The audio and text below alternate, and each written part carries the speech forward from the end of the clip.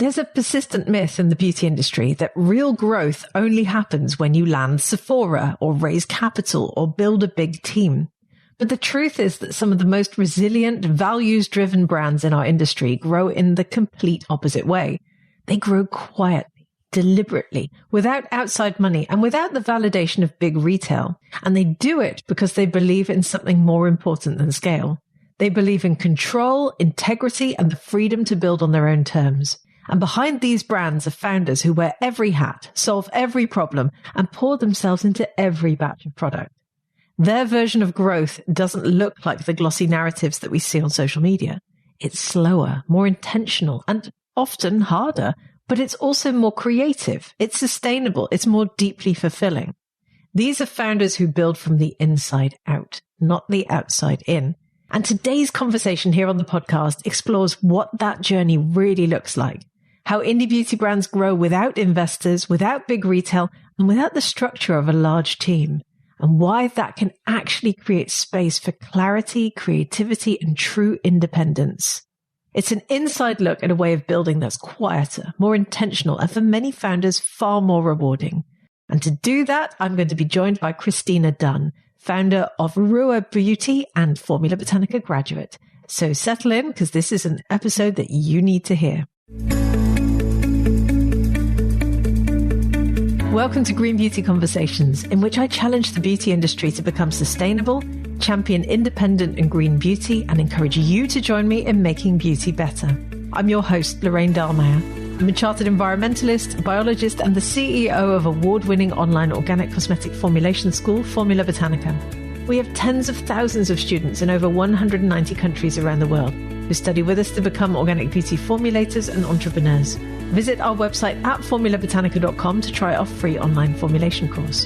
And if you want to be the first person to know what's happening in green beauty, make sure you subscribe to this podcast in your favorite podcast app. So in today's episode, I'm joined by Kristina Dunn, the founder and formulator behind Rua Beauty, a Norwegian indie skincare brand rooted in Nordic minimalism, sustainability, and the use of local natural resources. After moving to Norway and beginning her own journey into natural formulation, she joined Formula Botanica back in 2015, studying multiple courses with us and deepening the skills that would eventually shape Rua. And today she develops and manufactures every formulation herself, drawing on pure Norwegian seawater, Arctic botanicals, and her passion for slow, intentional beauty. Her brand is known for its circular packaging system, its handcrafted production, and its commitment to creating high-performance skincare with a strong sense of place and purpose. Hi, Kristina. How are you doing today? I'm doing well, Lorraine. Thank you so much. How are you?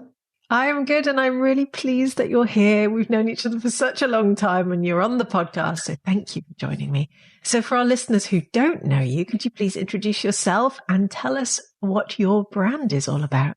Absolutely. I'm Kristina Dunn. I'm the formulator and founder of Rua. We are minimal, high-performing Norwegian skincare, where we merge science and ancient rituals through the use of Nordic resources, such as the pure Norwegian sea, Arctic berries, and innovative plant stem cell extracts, who we work with a biochemist in Sweden for those. So we really are merging science with this authentic ancient traditions. That sounds absolutely heavenly. Well, what kind of products do you make with all these amazing ingredients, and what makes them so distinctly Rua? Yes, so our philosophy is very Nordic. We have very Nordic values of quality, functionality, and of course, nature at the heart of everything that we do. So we really emphasize this less is more skincare routine. Not needing to have 10, 15, 20 step skincare routine, and really using the ethos of Scandinavian living, of less is more in our skincare.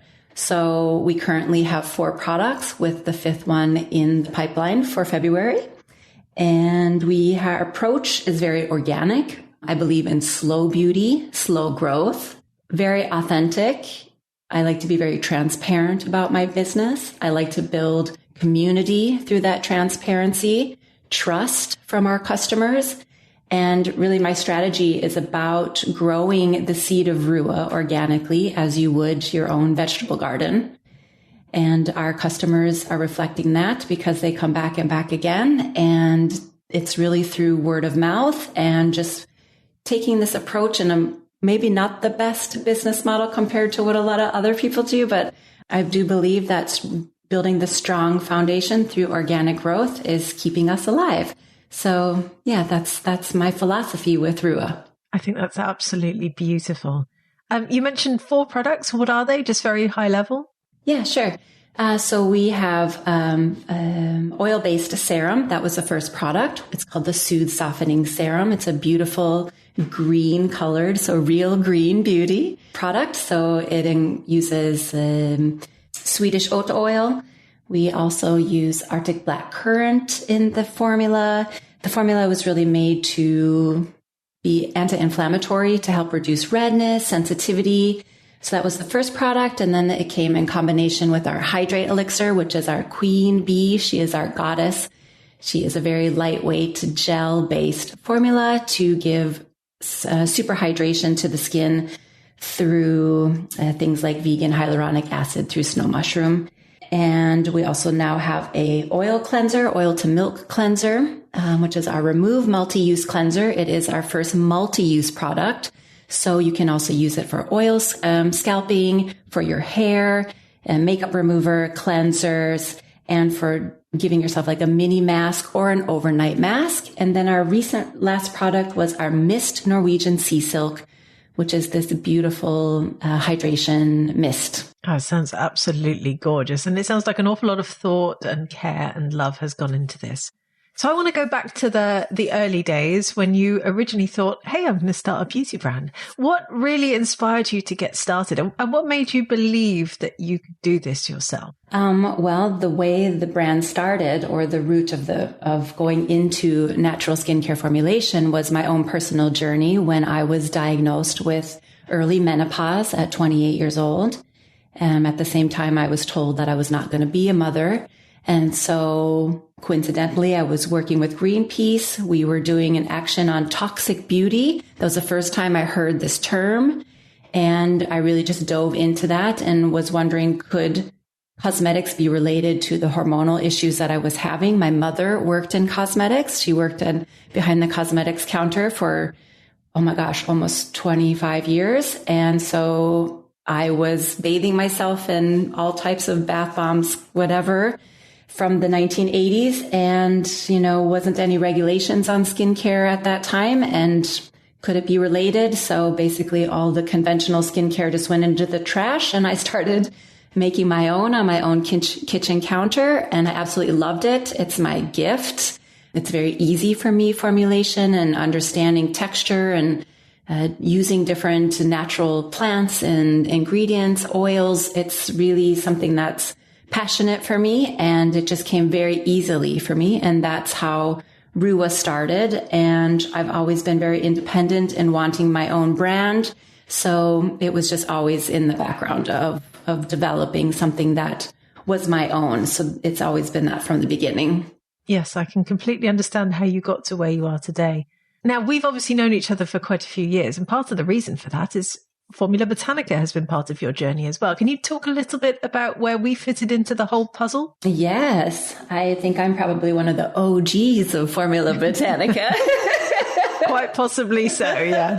So I remember at that time when I first started formulating, I felt very alone. I was doing things on my own, kind of replicating recipes from Etsy and stuff. And I remember just kind of reaching out to where there must be some type of schooling for this. I knew that I didn't want to go into cosmetic chemistry. I didn't want to work with plastics and chemical-based synthetic ingredients. And that's when I found you, and I found Formula Botanica, and I really just dove in. And since then, I've received the diploma in organic skincare formulation. I did the advanced diploma in organic cosmetic science.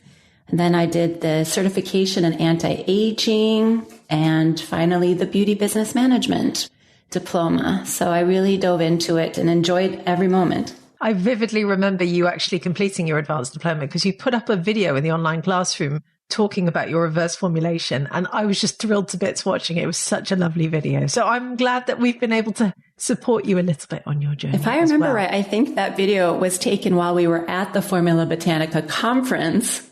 Quite possibly. And then we went and visited the original Neil's Yard shop in there. So Nice. there was, of course, Neil's Yard. That's always been my main inspiration in the background. And an amazing brand. Thank you, Neil's Yard Remedies, for starting my journey. You were the number one inspiration. Oh, that's lovely.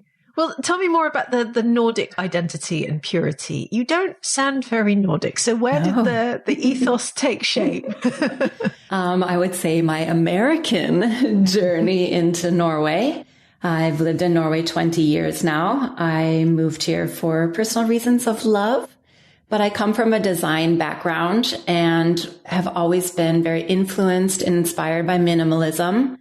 A Scandinavian design, whether that would be furniture, architecture, and I am myself a minimalist. So the Nordic ethos is very aligned in who I am personally.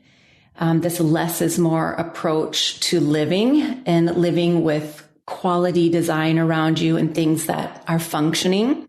So that is really how Rua and the Nordic inspiration began. And then, of course, there is the balance of being a nature lover. And Norway is one of the most majestic and beautiful places on earth. And Rua, she is the daughter of Mother Earth. So what better place to be living than in Norway? Oh, that is absolutely stunning. I love that. Well, let's paint a picture of what Rua looks like today. Do you have a team? Is it you? How does it all fit together? I am Rua. Yes, Rua is solely me at the moment. I wear all the hats.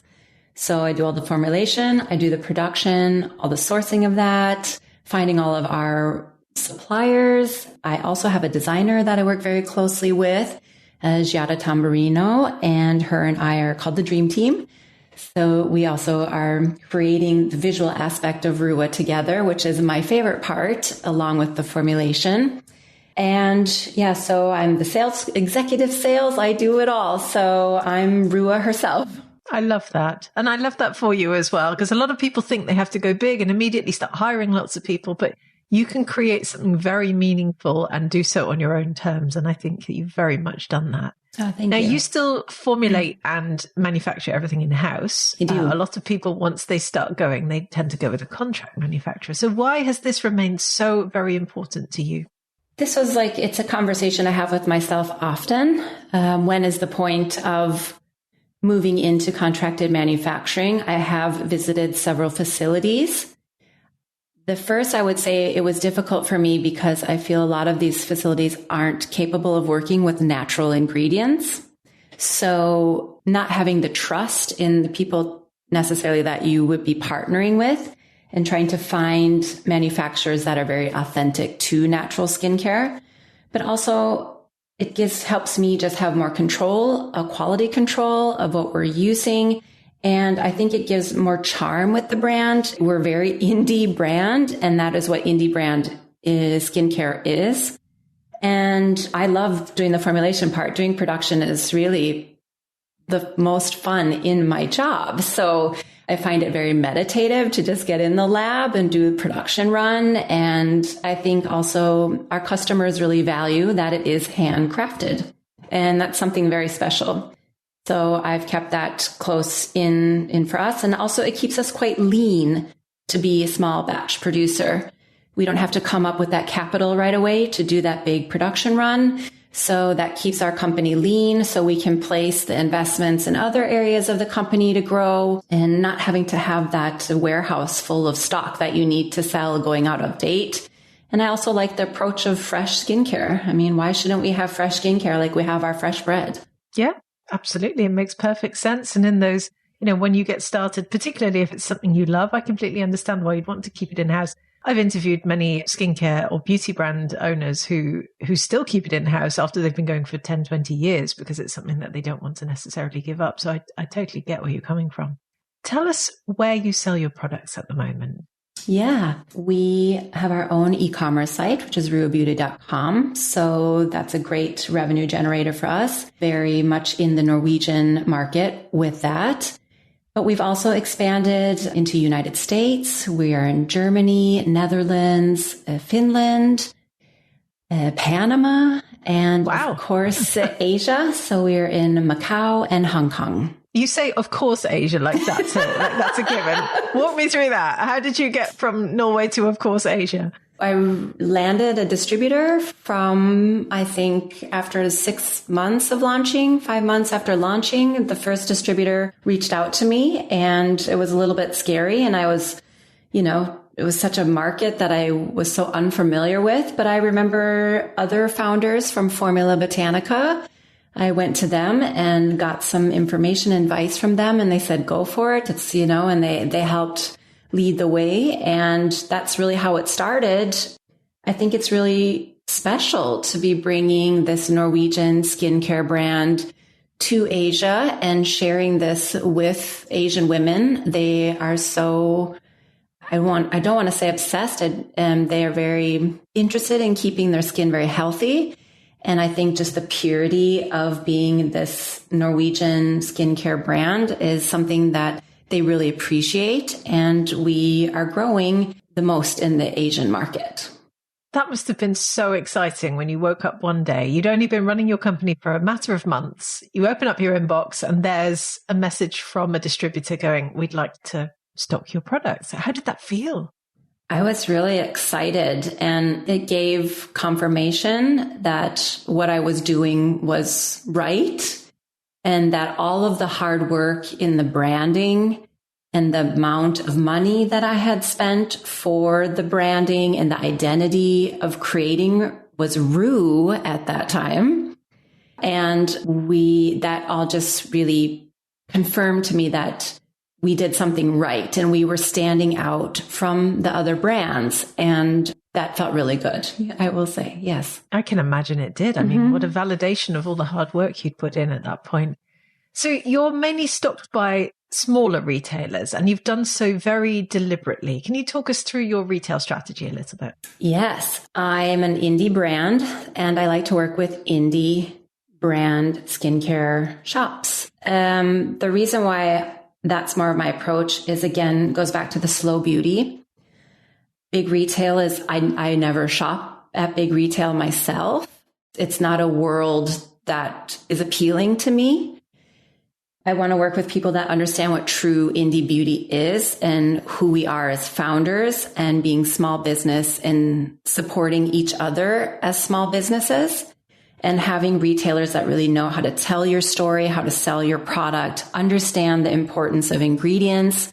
The first thing they do is look at your INCI list. That means that they're serious, not at your marketing. So that is when I know that I want to be working with somebody that's really caring about what is in the skincare and really focusing on ingredients versus will this sell? And I think this overall fits quite well with your strategy around sustainability, circularity, upcycling. Can you talk to us a little bit about what these concepts mean to you and how you've embedded them into Rua? Absolutely. I'm very proud to say that Rua is a pioneer in circular system for packaging. We recently launched that in August. It took about 2.5, 3 years to get to that point, testing different packaging suppliers, different types of packaging, always realizing that there was something at the end of the chain that just really didn't fit with our sustainability values, whether it was how the supplier would send us samples and how much plastic they would have in the box with all the samples they're selling their sustainable packaging to you in, and trying to realize, like, how can we afford to be sustainable while being a small brand, since we can't meet the MOQ requirements that a lot of suppliers are asking, a 10,000 piece requirement for one glass bottle. We can't reach that quite yet. So, having to find reliable suppliers, but understanding that, we created a system that is fully circular, which means from the beginning to the end use, it's just constantly going in a circle. So my designer and I really went through what sustainability meant for us. And for me, that was recyclability, that we find a refill system that is infinitely recyclable. What kind of materials are those? So we landed on glass and aluminum, and making sure that that is going to be in a continuous, infinite circular system. And then, of course, with skincare, though, it is difficult. We do need applicators, which is pumps, caps, these types of things, which are going to be plastic based. We did do a bottle that had a monoplastic pump, and the technology just sadly wasn't there. The pump continuously kept breaking. We'd have to replace them. So we had to move and pivot very quickly from that supplier that we thought we were going to be moving ahead with, and had to find somebody new. And this is when the dialogue of, well, should we have refills? Should we have aluminum refill on the side to put into the bottle? But of course, being a formulator, I'm like, well, we need to sterilize the bottle before we can put the product in there. So, and I didn't understand why there's also this idea that double packaging means sustainability. So now why are we producing two different types of packages when we can just have one refill and then have our customers purchase the pumps on the side? So that's what we've developed. It's been a little difficult and challenging for the customer base to understand how to use the system, what the system means. We've had some backlash from certain retailers of, this is ridiculous, that people need to purchase a pump on the side, and having to explain to them why this is important for us and what this meant. So I'm very proud of being a pioneer of this, but it's been quite difficult to have the conversation. But we've also received very positive feedback from our customer base, especially our e-commerce customer base, of how grateful they are that we've created this system, and they understand the system and really are happy to be part of this conscious choice for conscious beauty. Yeah, it's going to take time for people to get their head around the changes that need to happen, and they need to happen in beauty. There's no doubt about it. 180 billion units are thrown away annually. Wow. And the vast majority of those are made with toxic, non-recyclable plastics. So I am a very anti-plastic in our development. This is why we are choosing glass and aluminum, because of its infinite recyclability versus a PCR, which is really the EU's kind of marketing at the moment, which we know will only have a life of 7 to 9 recycling rounds, and that will eventually break into microplastics. So we need to, our philosophy at Rua is we really need to protect our planet, our Mother Earth. And that is, by using materials that are the most sustainable. And this also includes our production. We are produced in a fully CO2 neutral lab. We're also produced in Norway, which we run over 96% of our energy is hydro energy. We are green energy here. This is also what I think helps with the ethos of our brand, that we are true sustainable in so many aspects of how we're choosing to grow. Of course, there's waste along the way. There's no such thing as zero waste in any type of manufacturing of any kind of brand. But we are making the choices we can, the best we can, and consciously making those choices to have a true sustainable brand. Well, let's talk about one of those choices. And it has everything to do with seawater, which is something that you use in your formulations. Talk me through what you've been doing, because this is quite fascinating. I would love to tell you. So exclusive to Rua, we use pure distilled Norwegian seawater. And this is a type of water that is produced as a byproduct through sea salt production. So we work closely with the sea salt producer on an island on the west coast of Norway. It's also an American woman founder, and the company is called Havsnø. And during her process, where she pumps Norwegian seawater 150 meters out into the sea, comes into a holding tank, which then goes through an evaporation process, separates the sea salt water from the fresh water, and then that concentrated brine will go into sea salt production. But then during that production, the evaporation creates this distilled water, which is just a waste product. So we are incorporating that waste product as our primary ingredient in our skincare. So it's an incredibly sustainable source of water. And we are working together with local Norwegian producers, helping them build their business, helping us build our business. So growing that community through our suppliers and building that ethos even more in our branding. And not using fresh water in the process, which is quite amazing given the abundance of seawater that we have on our planet. So yes. That is pretty cool. Talk to me a little bit about what Rua and running Rua has taught you about yourself over the last few years. How long have you been going now? We are officially 5.5 years old from launch, but I've been working in formulation now for about 15, I'm trying to figure out earlier, but I think 15 to 16 years. Very much a pioneer of natural skincare formulation. And it took many turns and pivots along the way. But I think the most that running my own brand has taught me is how strong I actually am and how independent I am, even though there are many challenges that come up along the way, and there are breakdowns and there are moments of imposter syndrome and there are moments of why am I doing this?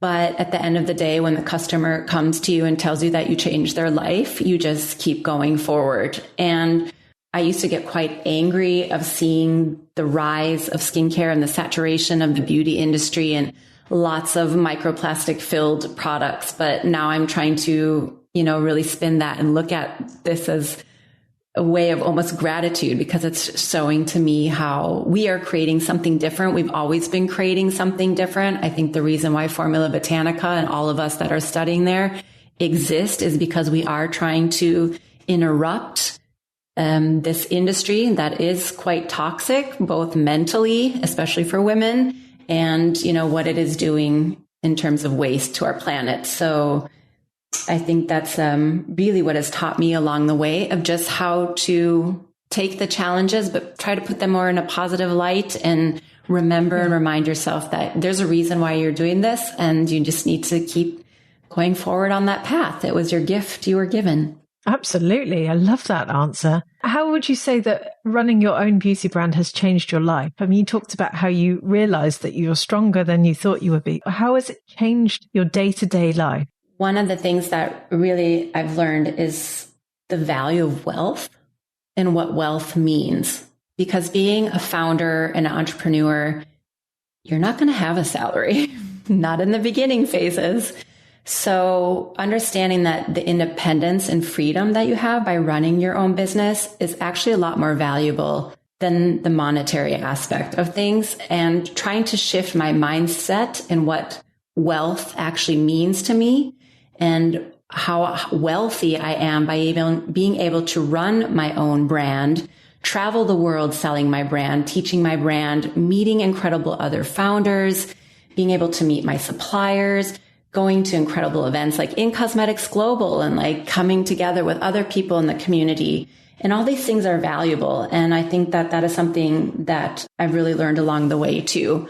And what is important for me running my own business, that I can choose what time I'm going to wake up in the morning, how late I'm going to work until. I don't have to go to an office every day with the boss telling me what to do. I find those things very valuable. And I think many people might underestimate that that is actually a very wealthy part of living. It certainly is. And amen to that.